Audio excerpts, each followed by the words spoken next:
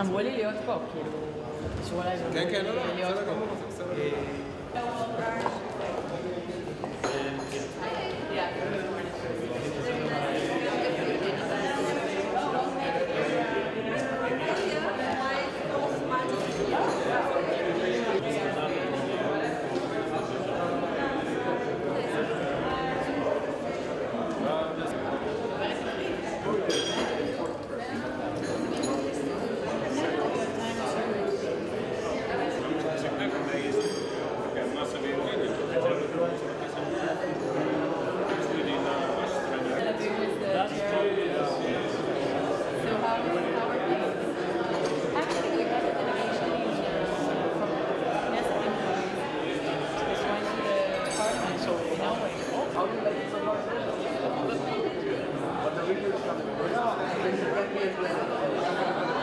So far, but it's going to get unpleasant. It's not so much about the temperature. Temperatures will be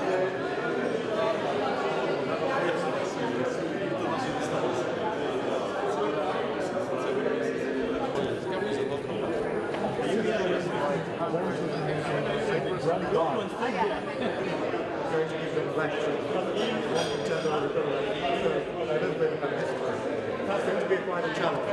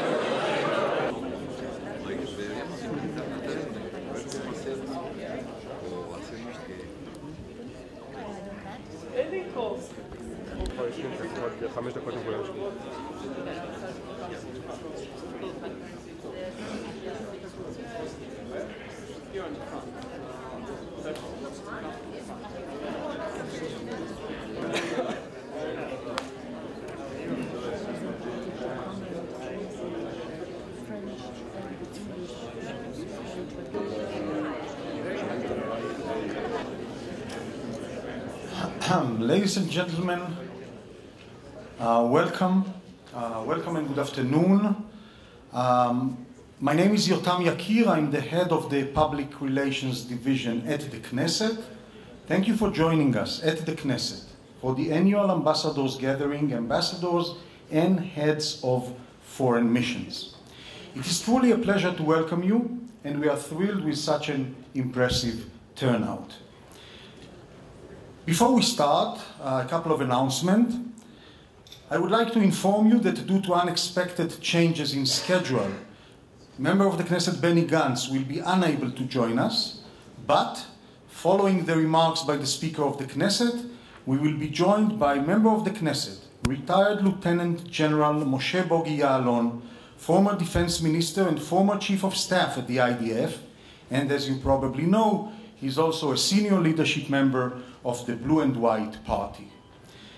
Please note that both sections of the program, the first led by the Speaker of the Knesset, Yuli Edelstein, and the second led by member of the Knesset, Moshe Bogi Ya'alon, both will begin with a few minutes open statements to the press.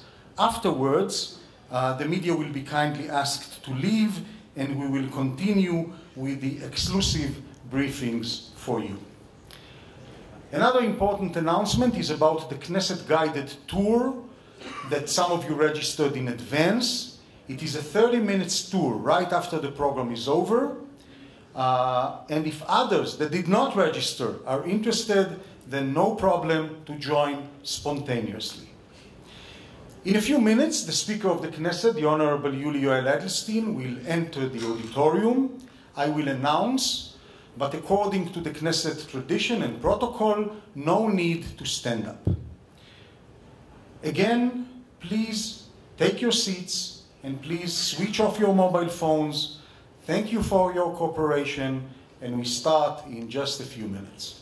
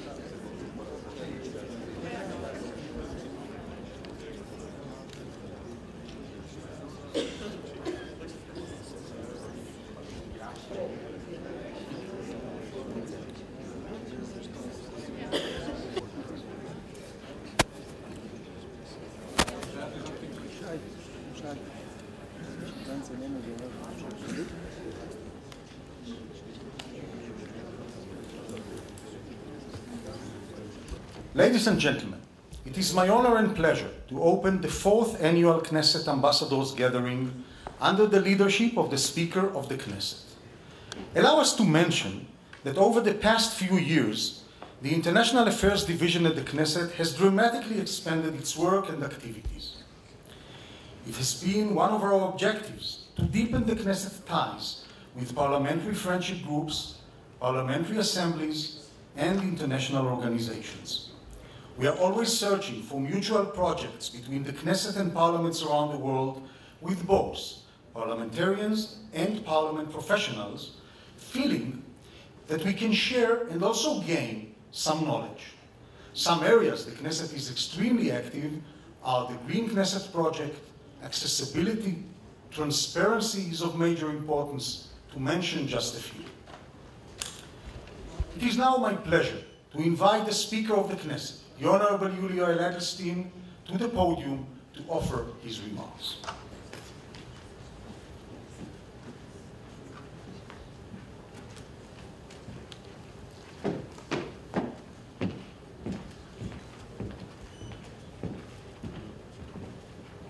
Good afternoon, welcome to all of you.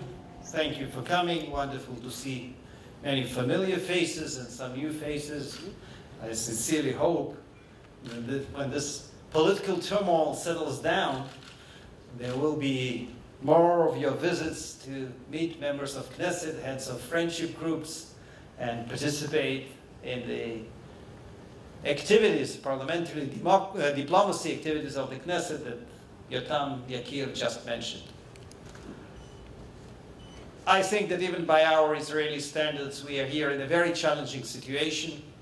It's hard for us to believe that there is still a very strong possibility of a third round of elections, something that is unfortunately familiar to some of the ambassadors here, but it's definitely not comforting us in any way that we are joining the club of the countries, democracies, parliamentary democracies, that for this or that reason can't get out of this vicious circle of elections and new rounds of elections and no clear majority to this or that side and inability to form a unity government, as in our case. I still hope and pray that in 30-something hours left, we'll find a way out of this very unfortunate situation that, once again, I will repeat, is hurting the country, security, economy, social issues,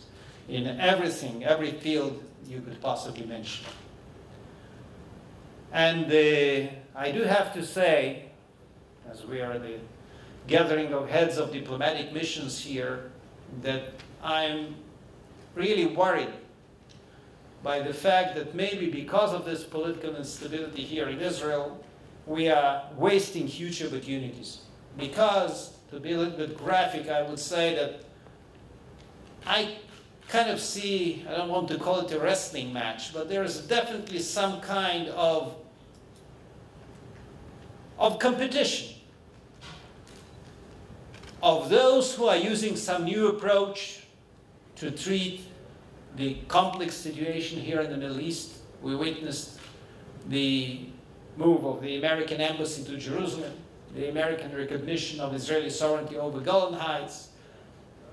I myself had a great pleasure to officially host a delegation of the Brazilian Foreign Affairs and the Defense Committee of the Parliament in Judea and Samaria in a wonderful winery. There are people who understand that probably in order at some stage to get to an agreement here in the area, it's time to get out of the cliches and to think out of the box and try to find different approaches to the conflict and to the complex situation here.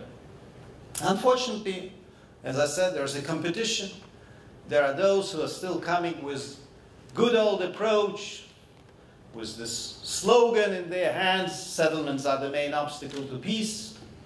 And we just witnessed the very unfortunate decision of the Court of the European Union about labeling Jewish products of Judea and Samaria.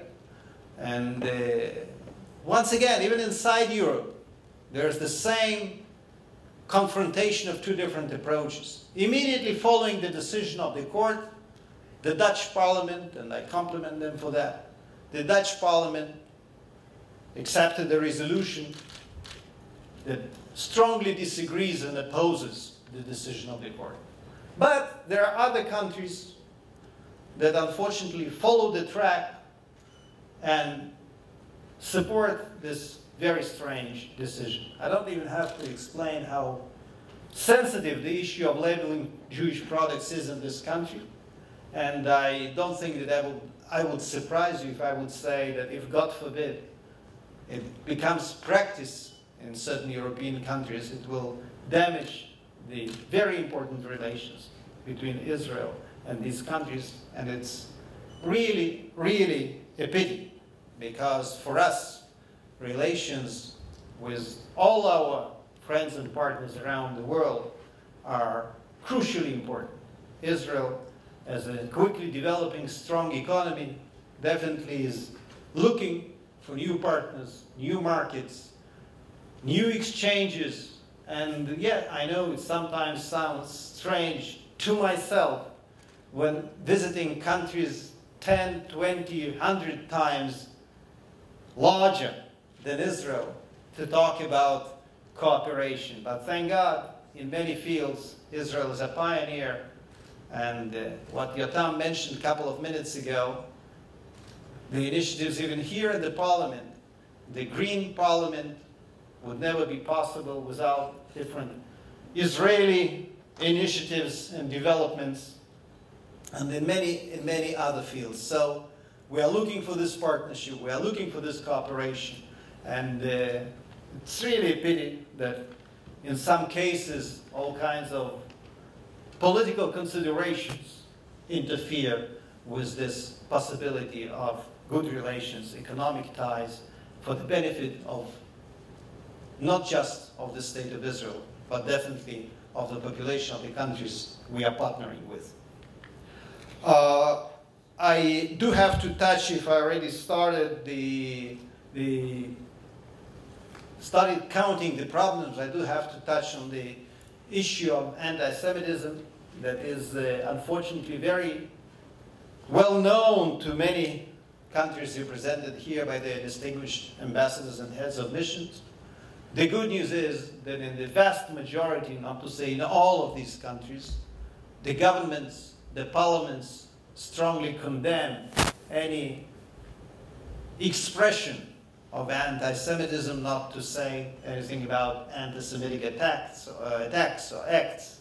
And we see it as the responsibility of our friends and counterparts all around the world to take care immediately of this unfortunately widely spread phenomenon.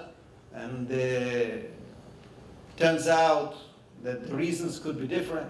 Some cases, good old anti-Semitism originating from thousands of years ago of the Middle Ages. In some cases, once again, some political decorations for it, with all kinds of explanations that it's not really anti-Semitism, it's just legitimate criticism of the state of Israel and its policy. But we all understand the difference and we all know the difference.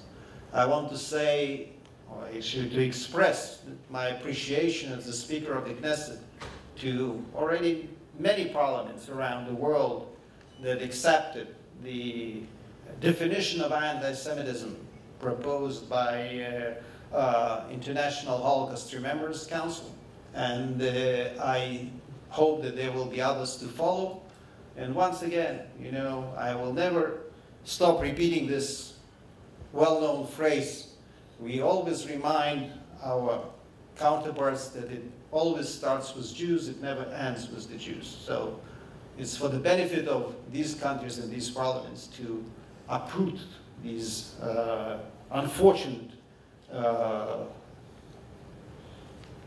events, whatever we call them, as soon as possible.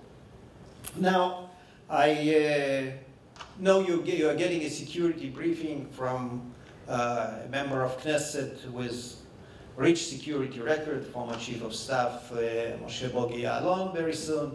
So I won't go into all the details, but we all are very familiar with the situation on both our borders in the south and in the north. And we always have to remember that Israel's best interest is to have peace on its borders. It's kind of, I spoke against cliches, so I don't want to start throwing cliches at you myself, but we all understand that in this case, it's a fact. We want to deal with the issues we are fond of dealing with and continue developing our country and our economy, and not to be in a situation where we have to spend tons of money on defense budgets and to see our citizens. We used to say in the south of the country, unfortunately this definition is not true anymore. We just recently saw citizens in the center of Israel already running to bomb shelters because some terror organization decides that they want to undermine the relative quiet that we are enjoying right now. The solution here, I do have to say, it's not a one-liner. Because on one hand, we all recognize the fact that the economic and social, not to say humanitarian situation inside the Gaza Strip leaves much to be desired.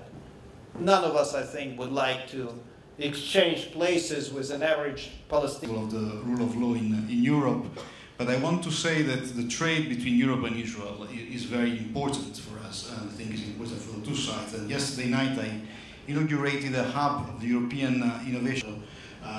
The trade will remain certainly something very important, and I thank you for your overview of the strategic challenges facing, and on the Jews is a problem of the society in which this is developing, and looking forward to continue working with the Knesset in the future. Thank you, Ambassador. I want to thank you in return for organizing a very interesting breakfast with many of your colleagues from the countries of the European Union, and for giving me the opportunity to have an interesting and fruitful discussion there. I'm very glad that we have ongoing cooperation in many fields, just in Judean scenario, but this is a longer discussion, and I'm more than happy that one day we'll have it. And as far as the continuation of the economic cooperation is concerned, I think that it's high time for us, once again, once we have enough stability here, to start thinking deeper about Horizon 2020 and other programs that unfortunately are stuck. And that could be a very good restart for many channels of our cooperation with the European Union. I think, once again, I will repeat the same phrase, it would be for the benefit of, definitely of the people here in Israel, but also for the benefit of many countries, member states of the European Union. Thank you, Ambassador. Again, thank you for coming. Some more questions, please.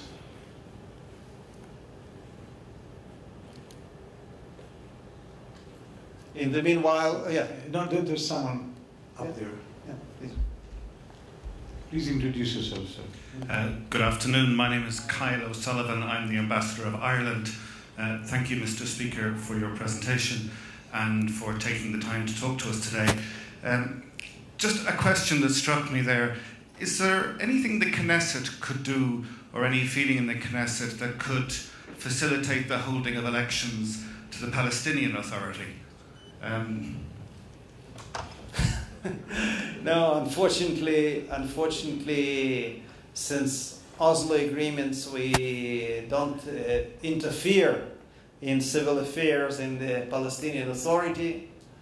I don't think it will be the headline tomorrow in the newspapers if I would say that the Palestinian Authority is still intact thanks to security cooperation with the State of Israel.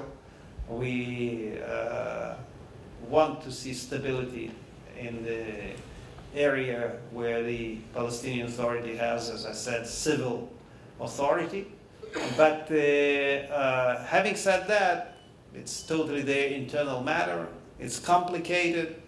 You know, that's very interesting that when you ask experts who will be the successor of Mahmoud Abbas, Abu Mazen, when his day comes, we wish him all good health, obviously, but sooner or later things like that happen to any of us.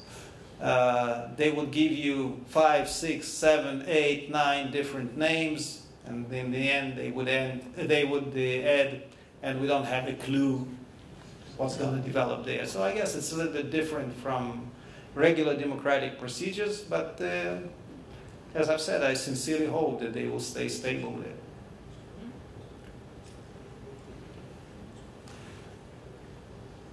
In the meanwhile, while the next head of mission is thinking about a question, I wanted to add that I spoke about security situation here and spoke a lot about our relations with Europe, but I do have to say, I see ambassadors from all around the world here, that for us, as the State of Israel, I would dare say, and definitely as the Knesset, the last decade was, I think, a breakthrough in our relations with many other continents. I can proudly say that here in the Knesset we had a summit meeting of simultaneously 5 speakers of different parliaments from Africa, and I think that there will be more to come. We have a lot of cooperation on that continent. South America, Latin America to be more exact, is definitely another area where we enjoyed our visits, the incoming visits, and I sincerely hope that this kind of cooperation will continue developing. Yes, please.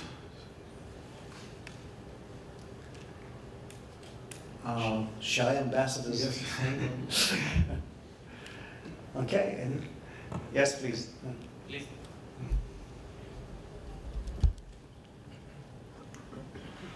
Thank you so much, Lithuanian ambassador. My question maybe will be much easier. It comes to Israel. Let's hope you will have a new government we'll see when. And as a speaker of this parliament, as a politician, what main tasks you see for the Knesset, for the Knesset when it will start working, functioning fully in all his full capacity? You see, could you please mention like 2 or 3 main topics or main problems to be solved? Thank you. Thank you, Ambassador. You know what, I'll be very honest, brutally honest, because I think that the main task of the Knesset, if miracle happens and we finally have unity government, by the way, as someone who took upon himself the tough position of trying to put all the rivals together and see whether they could get to an agreement, I will bring you some sad news. It was not that difficult. It was possible to have government by now, broad government, stable government, strong government, not too heterogenic, and things could really start working. But for different reasons we won't start mentioning, it never happened. If a miracle happens, it could happen by tomorrow midnight. If not, then God willing, in 4 or 5 months from now. And then the main task will be, Ambassador, is just in plain words to set Israel back on track in all the fields. You know, sometimes people say, so you say it damages everything. How exactly does it damage the security of the state of Israel? Well, IDF is not functioning. The military doesn't know what they are doing. I'll tell you exactly. The army operates according to multi-year plans. Won't start with Soviet associations of 5-year plans, but it's something very, very similar to that. And one is over, and the next one they are unable to start because there is no state budget for 2020, and we were lucky enough, by the way, to have the state budget, the approved budget for 2019. That's why meanwhile, with the 2 previous rounds of elections, it hurts, but not that terrible. But now we are getting to the stage where, as of January 1st, there will be no state budget, and it will be all, you know, ad hoc. And I think that it's a very unhealthy situation for any kind of planning. And when we're talking about IDF, when we're talking about the defense budget, we're talking about huge sums of money. So you can't just decide that, you know what, in several years from now, when I have the money, I'll go and get myself prepared for, I don't know, this or that type of defense against missiles or whatever. So long term. Setting things back on track in economy once again.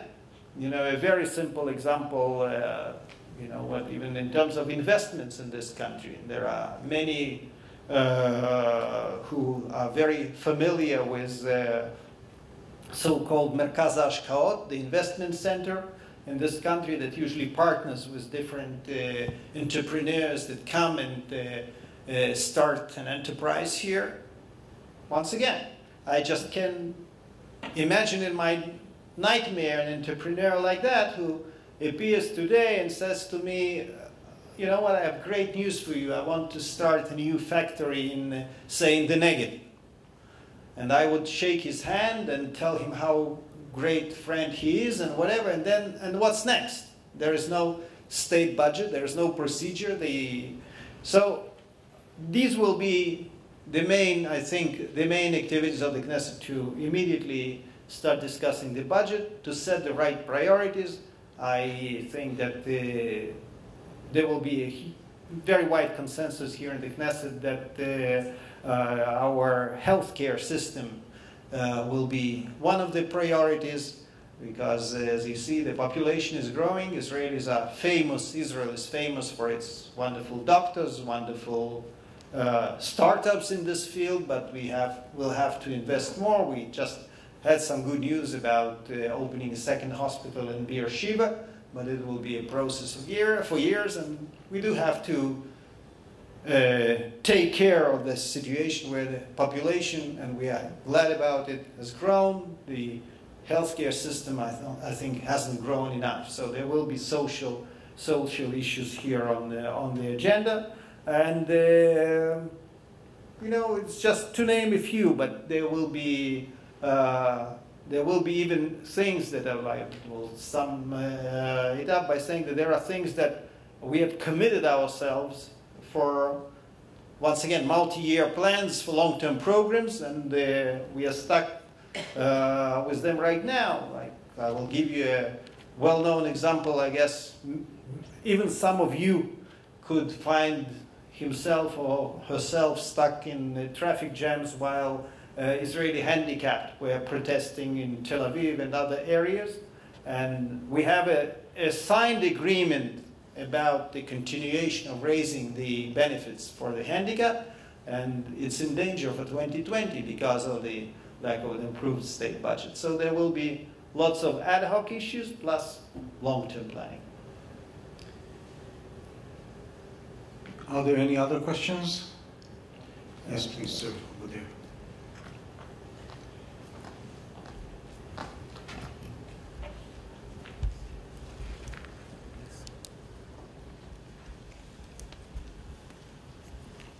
Anatoly Viktorov, ambassador of Russia. I don't have questions because I know answers. Mr. President, I would like to express my appreciation of your performance and the work of the Knesset and your personal contribution to developing relations with many countries represented here at this meeting, including the Russian Federation. And I just want to express my hope that in the future composition of the Knesset, if and when the new composition will be elected, we will continue our cooperation in many fields. Thank you very much for your performance, and I will appreciate your work. Thank you very much. Thank you, Ambassador Viktorov. Thank you for coming. And once again, I expressed this to you in our meeting that we had some time ago, but I want through you once again to thank our counterparts in the Council of Federations of Russia for their very warm reception and for the possibility, I do have to say without modesty, for the first time for any Israeli elected official to address the parliament, the plenary session there. It was a very moving experience for me, so please send once again my thanks to the Speaker of the Council of Federations. Thank you. Perhaps somebody else, one last question. Well, if there are no other questions, then the Speaker of the Knesset must return to his duties, but will join us again later for the official photo and for a toast for a new year. In the meantime, thank you, Speaker of the Knesset, Yuli Edelstein. Thank you very much.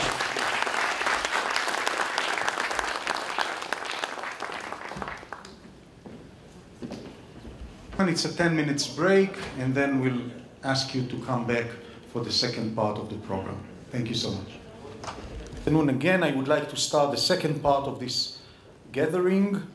I am now honored to invite the next speaker, former Minister of Defense, former Chief of Staff of the IDF, and current member of the Blue and White Party, member of the Knesset, Moshe Bogi Ya'alon.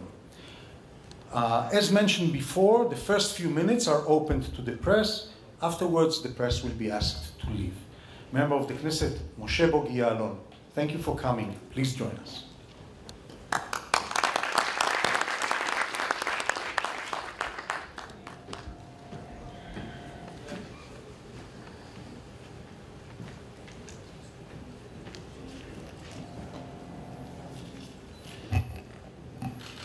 Shalom and good afternoon, Your Excellencies, Ambassadors, heads of missions in Israel.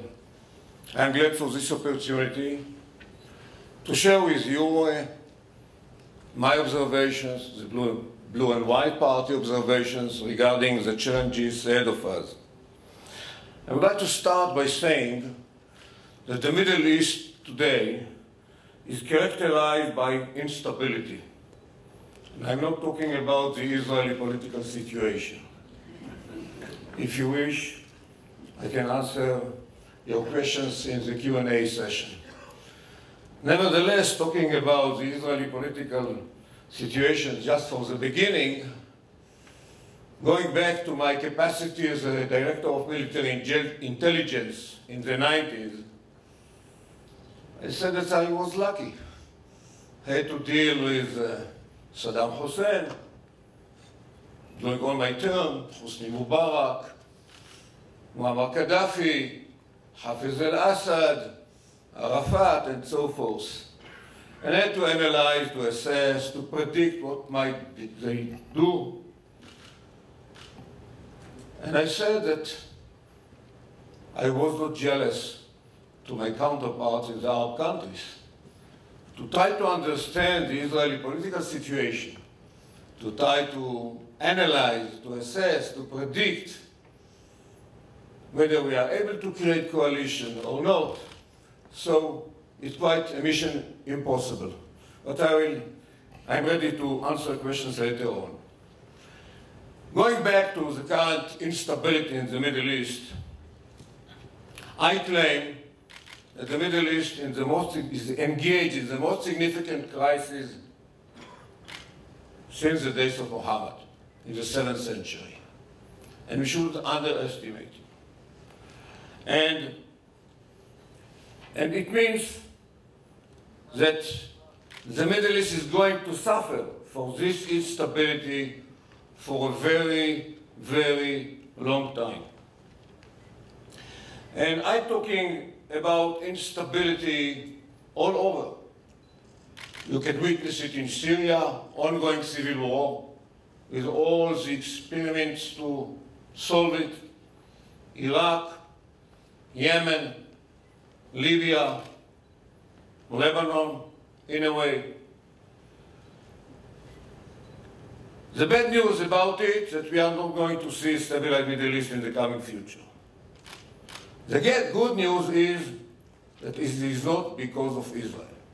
And I'm emphasizing it because I heard too many times, even from too many friends all over the world, officials, claiming that the core for instability in the Middle East, this is the Israeli-Palestinian conflict. We denied it, I deny it, and I believe that those who are realistic have to ask the questions. What is the connection between the Israeli-Palestinian conflict and instability in Iraq? The conflict between Shias and Sunnis, the Kurds under attack. What is the connection? What is the connection from our conflict with the ongoing situation in Yemen, or in Libya, or in Syria? No connection. So we have to look at the current situation in a different perspective. The Middle East is engaged in very dramatic developments, moving from the time of colonial powers struggling for power in the Middle East to a new phenomenon in which internal power, all of them radical Islamic movements, claiming for hegemony, fighting each other. On top of it, of course, is Shia Iran, claiming for hegemony, exporting the revolution, deploying proxies all over in Lebanon, Hezbollah, Shia, Iranian, other Shia militias, in Syria,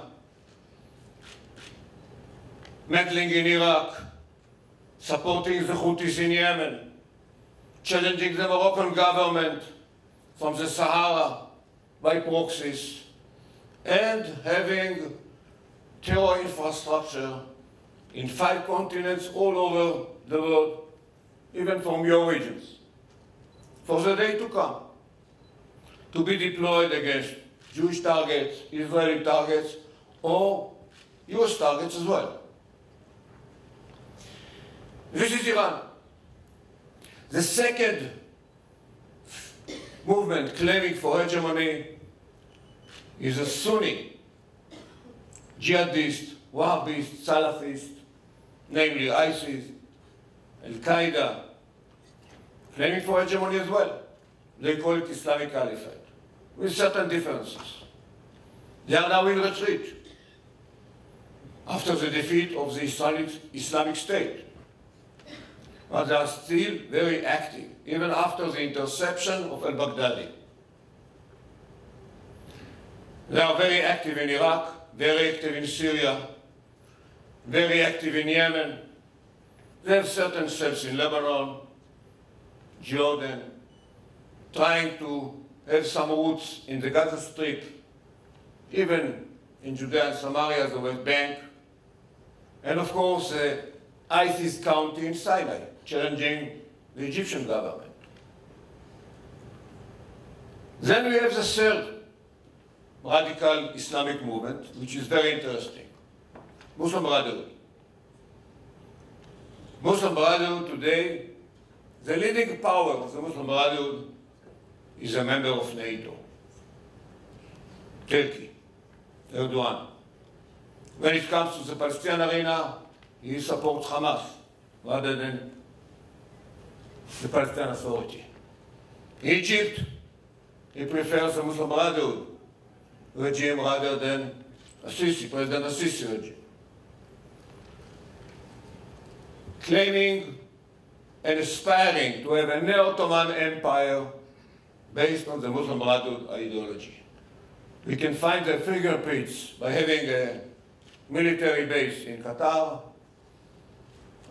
military port in Sudan, supporting in the Libyan arena those who are against the Egyptian interest, and so forth and so forth. That might be considered the bad news. The good news for Israel is that there is no Israeli-Arab conflict today. I would say, at least for meanwhile. I'm not sure that forever. Why? Because when we talk about this development in the region, Israel, the Sunni Arab regimes are on the same side. First of all, we share common enemies. For the Sunni Arabs, Iran is the main threat. In a way that, of course, it reflects the Shia-Sunni conflict, the Persian-Arab conflict, and for Israel, unfortunately, this regime claiming to wipe Israel off the map of the earth. They are on the same side. Talking about jihadists, although part of them facilitated certain proxies to fight Shias, to perpetrate terror attacks here and there, now they fight them. I'm not talking just about Egypt, the Gulf states. Understanding those jihadists threatening the Sunni Arab regimes. This is not in our first priority, as we are not the first on these elements on the agenda of the jihadists, but, of course, a common interest between us and the Arabs. When it comes to the Muslim Brotherhood, for us it's Hamas, in the Palestinian arena, especially in Gaza, and for them, internal rival, like in Egypt, political terror attacks perpetrated by Muslim Brotherhood elements, but generally speaking, all of them don't like the Turkish aspiration to have neo-Ottoman empire supporting the Muslim Brotherhood elements in the region. And here I would like to go to more details about the activities of these regimes, those threats, but I would like to sum up by saying when it comes to external challenges in Israel, we don't have coalition or opposition. When we feel the knife here, we are united. Let's allow the media to leave us. I've been a journalist myself for many years, and I know for a fact the media will not leave unless we specifically ask them to do so.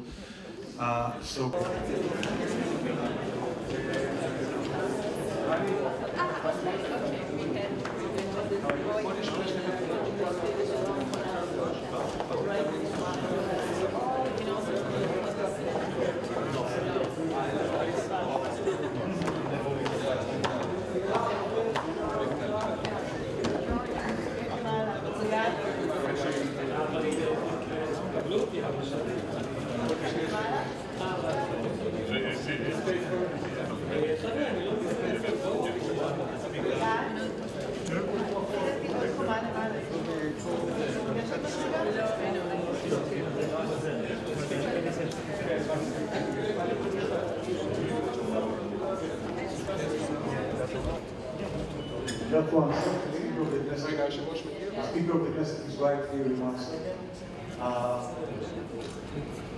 Let's look to the center in the official photography.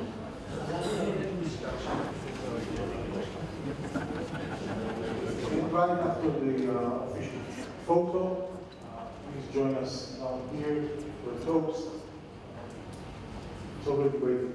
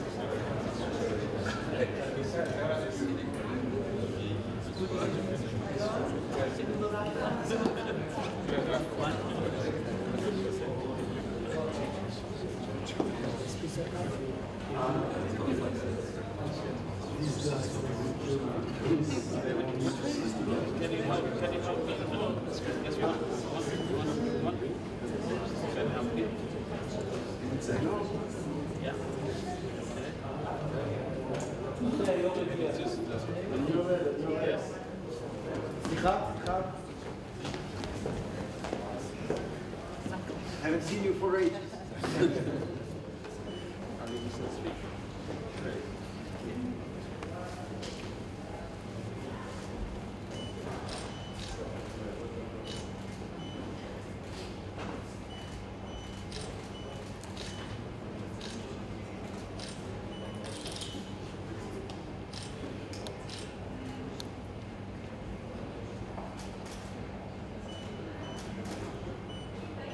One more second.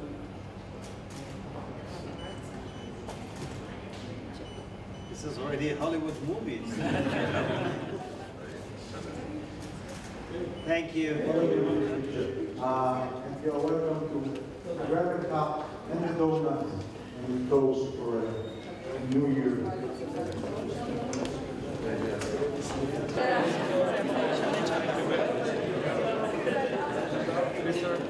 It's very interesting time.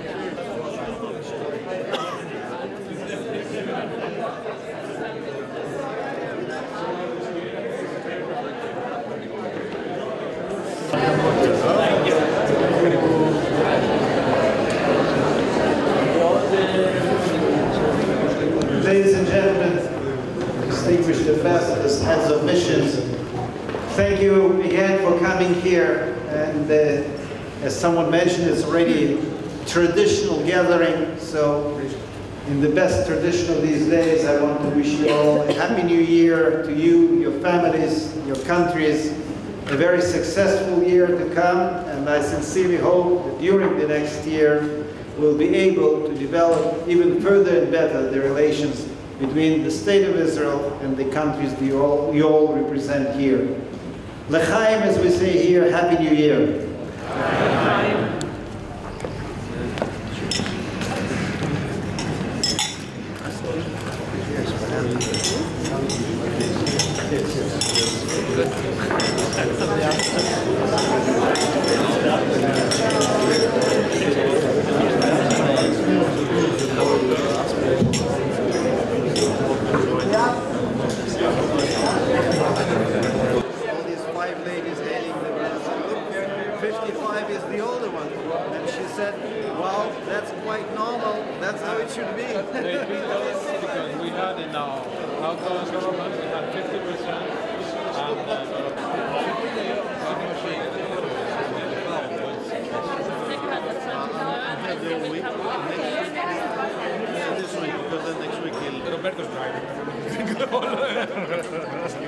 Our driver is alert.